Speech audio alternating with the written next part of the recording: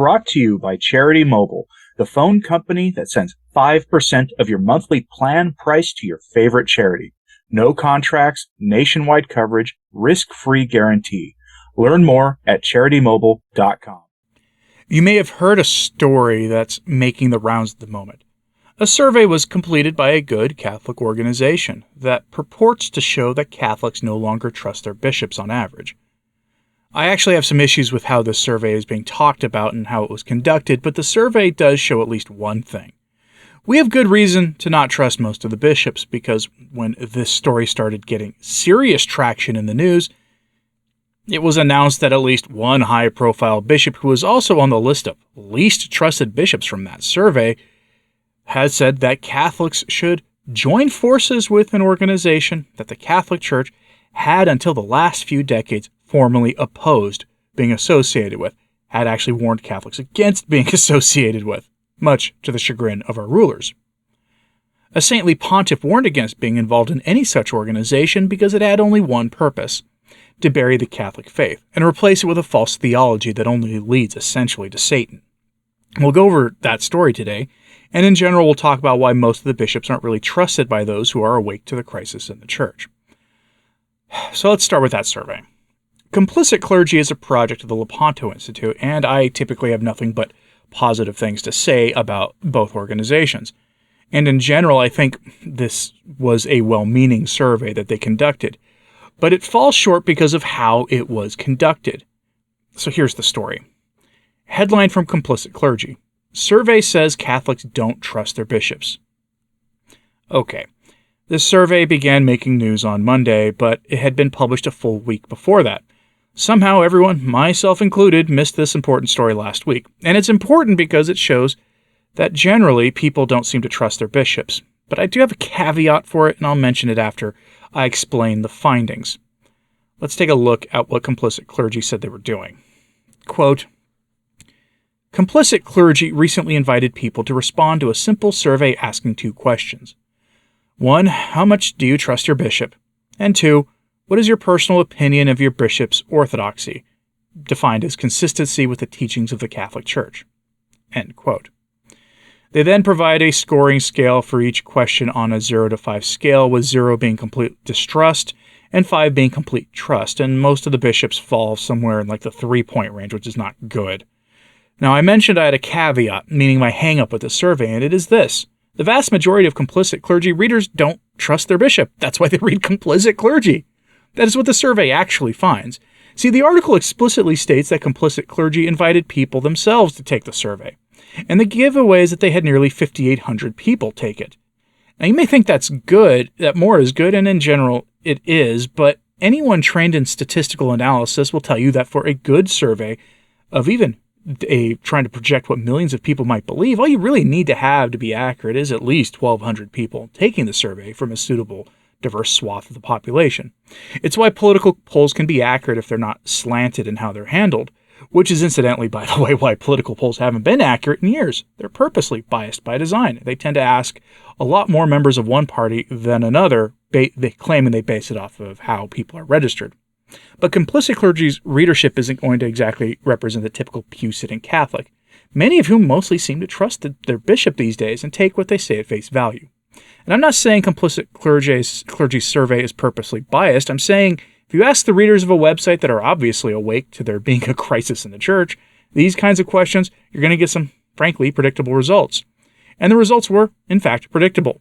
The most trusted bishops in America are apparently Bishop Strickland, Archbishop Cordileone, Archbishop Alexander Sample, and Bishop Lopez of the Anglican Ordinariate. Of the 3, the one that confuses me the most is Lopez, who has said some rather odd things about the traditional Mass in the past and hasn't exactly been the strongest friend of tradition. But the least trustworthy or orthodox bishops are all familiar names if you've been watching my videos for a while. Wilton Gregory, Joseph Tobin, Bishop Stowe, and Cardinals McElroy and Supich. Nothing surprising there. And why should the list of worst bishops be surprising? Right when the story began making waves across the internet, we got this story. Headline from National Catholic Reporter. A throng of interfaith leaders is focusing on combating authoritarianism at global gathering in Chicago. That's an odd way of describing what's happening. Chicago is hosting the World Parliament of Religions. Once upon a time, the Catholic Church refused to take part in such things, explicitly this organization, because to do so placed the Catholic Church on equal footing with other claims to knowledge about God and salvation. No man comes to the Father save through me, says our blessed Lord. Plus, you don't exactly rub shoulders with people who you claim follow demons. See, that's a general life rule we should all agree on, and the Church formally teaches through the Psalms and through some of the writers of the New Testament that all the gods of the Gentiles are devils. Who do you think they're talking about? The Synodal Church tries to get around those inerrant words of sacred scripture, and the popes of the new religion have allowed veneration of demon idols in Assisi, and of course, the Pachamama incident from a few years ago. But this article is a prime example of why Cupich made the list of least orthodox and least trustworthy bishops in America. Quote, more than 6,000 people representing scores of religions and belief systems are expected to convene in Chicago starting August 14th for what organizers bill as the world's largest gathering of interfaith leaders. For the Parliament of the World's Religions, the week-long event marks a return to its roots. The organization was founded in Chicago in 1893. In the past 30 years, it has convened 6 times, most recently in Toronto in 2018. This year's theme, a call to conscience, defending freedom and human rights, with a focus on combating authoritarianism around the world. Because, of course, topics on the agenda include the alleged temperature problem, human rights, food insecurity, disliking other people because of the appearance of their flesh, and women's rights. We will take a stand for the rights we're all at risk of losing, said the Reverend Stephen Avino, the organization's executive director. Scheduled speakers include UN Secretary General Antonio Guterres, former U.S. House Speaker Lady Moloch, Illinois Attorney General Kwame Raoul, and actor Rainn Wilson. The keynote speaker will be Chicago Mayor Brandon Johnson. End quote. That sounds like the programming and guest list for the DNC. No mention of Catholic bishops, right? Well, buried at the very bottom of the article, though, is this. None other than Chicago's own Cardinal Blaise Cupich, my sleeper candidate for the worst possible successor for Francis, other than maybe Cardinal Hollerich. He's in attendance and is going to be speaking on this very subject himself, because of course he is. Not only that, Cupich wants you to attend the proceedings of this gathering of false gospel purveyors. Quote, Cardinal Blaise Cupich, the Catholic Archbishop of Chicago, is among the scheduled speakers this week. He has been urging Catholics in the Archdiocese to engage in the event, saying it is in harmony with key priorities of Pope Francis. Well, that's true. The gathering is an opportunity to live out the Holy Father's teaching that a core part of our identity as Catholics involves building friendship between members of different religious traditions, Cupich said in a message to the Archdiocese last month. Through our sharing of spiritual and ethical values, we get to know one another. End quote. In the early days of Return to Tradition, I called Cardinal Cupich a friend of the channel, because I covered him so much in those days. It was a joke, of course, one I had to stop telling because a lot of people tend not to get my very British dry delivery of bad jokes. Cupich here is, of course, wrong. Wrong to tell people to work with those who are devoted to demons, and wrong to say that we share spiritual and ethical values with those who follow demons. Again, all the gods of the Gentiles are devils. That's Psalm 95:5. Sacred Scripture can't be wrong about that. So, in the modern world, it's possibly the hardest in teaching of all teachings in the church, because when you understand what it means you can't simply go along with the flow of the culture to get along. You can't be lukewarm. You can't be, libertarian about these things. You can't be all about group hugs and kumbaya with those who practice what sacred Scripture clearly tells us is evil. And let's not make any mistake about it.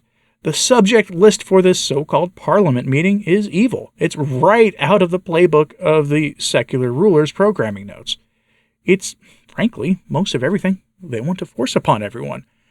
But it's here under the guise of essentially a vague spirituality that makes no hard demands on people, other than to make sure you have the right political allegiances. And so I'm going to close this one out with words of warning from Pope St. Pius X.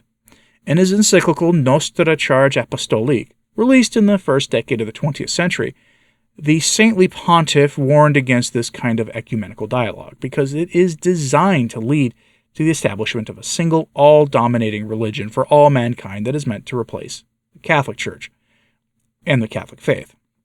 The one true faith is the Catholic faith, and the one true church is the Catholic Church. It's a claim every religion makes, and, it's just true for us, and it is the only place man can truly find God. Remember that as St. Pius X predicted all this more than a century ago. Quote, "And now, overwhelmed with the deepest sadness, we ask ourselves, venerable brethren, what has become of the Catholicism of the Salon?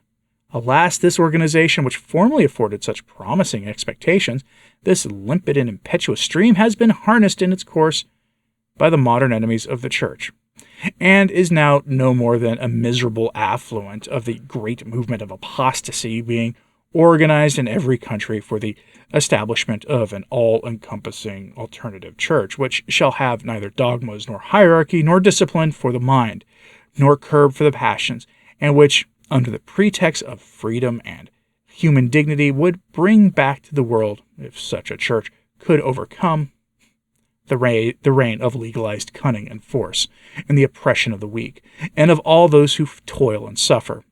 We know only too well the dark workshops in which are elaborated these mischievous doctrines which ought not to seduce clear-thinking minds." End quote. The Catholicism of the Ceylon was essentially modern progressive Catholicism. And you practically heard him say what the schemes of those at that Parliament of Religions were trying to work for. Under all the topics they work for is one solution: power over people that goes beyond trying to curb the passions and appetites like the faith actually strives for. The curbing of freedom is the real program for that so-called parliament under the guise of loving our neighbor. Given that most of the bishops will be silent on this, and that the least trusted bishop in America is claiming that we have a duty to go to this meeting because we, I can't even say this without laughing, we apparently share spiritual and ethical values with those the Psalms tell us follow demons, are you surprised that those who are aware that there is something wrong in the church have no trust in most of the bishops? Also, do you agree that the survey design is flawed? To really answer that question accurately, you probably got to be trained in statistical analysis, but a lot of people actually are.